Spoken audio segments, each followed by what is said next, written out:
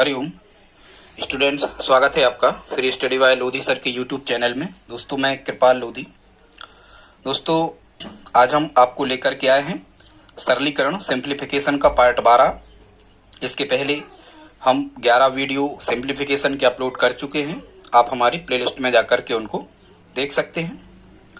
दोस्तों, आप किसी भी प्रकार के कॉम्पिटिटिव एग्जाम की तैयारी यदि कर रहे हैं तो ये वीडियो आपको बहुत ही उपयोगी होने वाला है, क्योंकि अधिकांशतः एग्जाम में हमने देखा, खासकर रेलवे और एसएससी बोर्ड इस प्रकार के प्रश्नों को पूछता ही है। दोस्तों, यदि आप हमारे चैनल पर पहली बार विजिट कर रहे हैं तो प्लीज चैनल को सब्सक्राइब कर लें, लाइक भी कर दें। तो ठीक है दोस्तों, आइए प्रारंभ करते हैं आज का टॉपिक।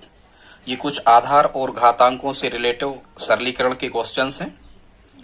हम इनको देखते हैं कि कैसे हल करते हैं। तो आइए प्रारंभ करते हैं आज का टॉपिक। स्टूडेंट, सबसे पहले तो आपको एक चीज यहाँ समझना होगी, और वो क्या है, घातांक के जो मुख्य नियम होते हैं वो फर्स्ट जो इसका जो नियम होता है, पहला नियम, सबसे पहले हम आपको यही बताएंगे। इसमें क्या होता है, यदि आधार समान हो, जैसे x पे m की घात है और गुणा x पे n की घात है, मतलब देखो यहाँ आधार समान है, दोनों जगह यहाँ x से आधार कहलाता, m और n घातांक कहलाती। यदि आधार समान है और बीच में गुणा का चिन्ह लगा है तो आधार समान होने पर गुणा में घातें जुड़ती हैं, m में n क्या हो जाएगा, जुड़ जाएगा, ये घातें हैं। तो इसको कैसा कहेंगे हम, x पे m की घात गुणा x पे n की घात बराबर x पे m धन n की घात। ठीक है, या हम कहेंगे आधार समान होने पर घातें जुड़ जाती हैं। तो इसी सिद्धांत का उपयोग करते हुए हम इस प्रकार के सभी प्रश्नों को बड़ी आसानी से हल कर पा रहे होंगे दोस्तों। तो अब हम देखते हैं क्वेश्चन फर्स्ट। इसमें हमने पहला क्वेश्चन लिया है, कह रहे हैं 2 पे 100 की घात है धन 2 पे 100 की घात। स्टूडेंट्स, यहाँ एक चीज हमें ध्यान रखना जरूरी है, इनके जो आंसर्स होते हैं वो सभी के सभी आंसर इनके घात के फॉर्मेट में ही, पावर के फॉर्मेट में ही हमें प्राप्त होते हैं, इसलिए हमें पावर के फॉर्मेट में इनको बनाना है। इस प्रकार के प्रश्नों को यहाँ देखो, लेकिन एक चीज और आपको देखना है, यहाँ 2 पे 100 की घात 2 पे 100 की, जितने भी क्वेश्चन है यहाँ सभी आधारों पर जो घात है वो समान रूप से लगाई गई है। सभी पे देख सकते हो आप, यहाँ 58 की घात है सभी पे, यहाँ 898 की, यहाँ 100 की है सभी पे। इस प्रकार के प्रश्न हम कैसे करते हैं देखते हैं। तो जैसे लिखा है 2 पे 100 की घात धन 2 पे 100 की घात, तो इसको हम कैसा लिख सकते हैं, इसको हम लिख सकते हैं स्टूडेंट्स, हम यहाँ 2 पे 100 की घात को ले लेते हैं कॉमन बाहर। कॉमन मतलब उभयनिष्ठ कहलाता है। और क्यों ले सकते हैं, क्योंकि दोनों जगह है, बिल्कुल ले सकते हैं गणित के नियमों के अनुसार। अब यहाँ कोष्टक में क्या बचेगा, 2 पे 100 की घात का कितने में गुणा करें कि 2 पे 100 की घात आ जाए, तो स्टूडेंट्स हम कितने में गुणा करेंगे, 1 में, धन ज्यों का त्यों। यहाँ फिर हमें 2 पे 100 की घात चाहिए है, तो 2 पे 100 की घात का कितने में गुणा करें कि 2 पे 100 की घात आ जाए, तो 1 में। अब आप करो गुणा, 2 पे 100 की घात का यहाँ गुणा रहता है, 2 पे 100 की घात का 1 में गुणा करोगे तो 2 पे 100 की घात, और 2 पे 100 की घात का ऐसे 1 में गुणा करोगे तो 2 पे 100 की घात। मतलब इस स्टेप को तोड़ के हम ऐसा लिख सकते। लेकिन जब हम ऐसे लिख रहे होंगे तो अब हमें मिल रहा होगा 2 पे 100 की घात, और यहाँ कोष्टक के बाहर गुणा है तो हम यहाँ गुणा लगा लेंगे, और यहाँ मिल जाएगा 1 और 1 कितना, 2, और यहाँ 2 पे कुछ नहीं है, मतलब कितने की घात होती है, 1 की घात होती स्टूडेंट्स। तो अब हम कौन से नियम पे आ गए, उसी नियम पे आ गए जो हमने आपको अभी बताया था कि x पे यदि m की घात है और x पे n की घात है तो घातें आपस में जुड़ जाती हैं, x पे m धन n की घात यहाँ पर हो जाती है। तो इस प्रश्न को जब हम कर रहे होंगे तो यहाँ 2 पे 100 की है और 2 पे 1 की है, आधार समान है, गुणा है तो घात जुड़ जाएंगी। 2 पे हो जाएगी कितने की, 100 धन 1 की घात, मतलब हम आगे हमें मिलेगा 2 पे 100 और 101 कितने की घात, 2 पे 101 की घात। तो स्टूडेंट्स यही हमारा क्या होगा, आंसर हो जाएगा। ठीक है, इसी प्रकार से हम अगला क्वेश्चन को देखते हैं। दूसरा क्वेश्चन हमने लिया है, इसमें कह रहे हैं 3 पे 100 की घात धन 3 पे 100 की धन 3 पे 100 की। तो इसको भी हम वैसे ही करेंगे। सबसे पहले क्या कर लेंगे, 3 पे 100 की घात सभी जगह है तो 3 पे 100 की घात को हम कॉमन ले लेंगे। जब हम 3 पे 100 की घात को कॉमन ले रहे होंगे तो यहाँ 1 धन 1 धन 1 बचेगा। कैसे, 3 पे 100 की घात का 1 में गुणा करो ये आ जाएगा, इसका इसमें गुणा करो ये आ जाएगा, इसमें गुणा करो तो ये आ जाएगा। मतलब इसको तोड़ के हम ऐसा लिख सकते। तो बड़ी आसानी से हमें यहाँ मिल रहा होगा 3 पे 100 की घात, कोष्टक के बाहर यहाँ गुणा होता है, 1 2 3, यहाँ जुड़ने पर कितने आ रहे होंगे, 3। स्टूडेंट्स, इसी प्रकार के प्रश्न आते हैं और ये इनकी स्मार्ट मेथड है हल करने की। अब यहाँ फिर देखो 3 पे 100 की घात और 3 पे कितने की घात, 1 की घात। यहाँ भी वही कंडीशन बन रही, कैसी कि आधार समान है और तो फिर गुणा में घातें जुड़ जाती हैं। तो इसमें आधार 3 है और गुणा लगा है, 100 में 1 जुड़ जाएगा, तो यहाँ 300 पे 300 मतलब 3 पे कितने की लिख सकते हैं हम, 100 धन 1 की घात। और जब हम इसे सिंप्लीफाई कर रहे होंगे तो 3 पे कितने की घात आ रही होगी, 101 की घात। और यही हमारा क्या आ रहा होगा स्टूडेंट्स, यही हमारा आंसर आ रहा होगा। इनके आंसर इसी फॉर्मेट में लिखे हमें मिलते हैं पेपर में, वहीं से हमने इन प्रश्नों को उठाया है। दोस्तों यहां तक यदि आपने हमारा वीडियो देखा है तो प्लीज लाइक तो करते ही चलें।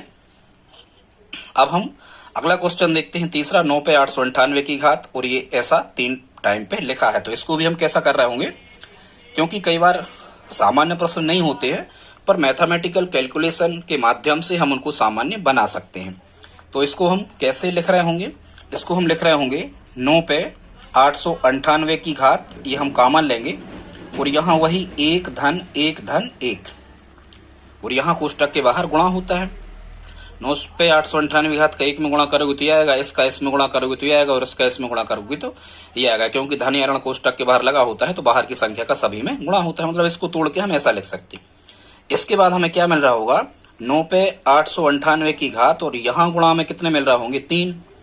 क्या यहाँ पर आधार समान है, नहीं है, यहाँ 9 है, यहाँ 3 है, तो अभी हाल ये हल नहीं होगा। तो अब हम क्या करेंगे, इसमें छोटी संख्या कितनी है, 3, और 3 का गुणज है 9, मतलब हम आधार 3 बनाने का प्रयास करते हैं, छोटा आधार मिल जाता है हमें। 9 में 3 छुपे हैं तो हम इसको 3 के फॉर्मेट में लिख सकते हैं। अब हम 9 को कैसा लिख सकते हैं, 9 को लिखेंगे 3 गुणा 3, और पूरे पे कितने की घात, 898 की घात, और गुणा कितना, 3, ये चल ही रहा। इसके बाद से स्टूडेंट्स आप यहां देखें, अब हम क्या कर रहे होंगे, ये 3 गुणा 3 जो लिखा है इसको हम लिख सकते हैं 3 का वर्ग, बिल्कुल लिख सकते। और पूरे पे कितने की घात थी, 898 की घात थी, और गुणा कितना था, 3। अब स्टूडेंट्स एक नियम और होता है, हम पहले बता चुके, फिर से बता दे रहे। क्या होता है, यदि x पे m की घात हो और whole raise to the power n, Hindi में हम ये कहें सिंपल सी भाषा, कि यदि एक आधार पे एक घात होती है और उस घात पे फिर से कोई घात होती है, तो घात पे यदि घात होती है, सीधी सी बात, तो घातों का आपस में गुणा होता है, आधार को ज्यों का त्यों लिखते हैं।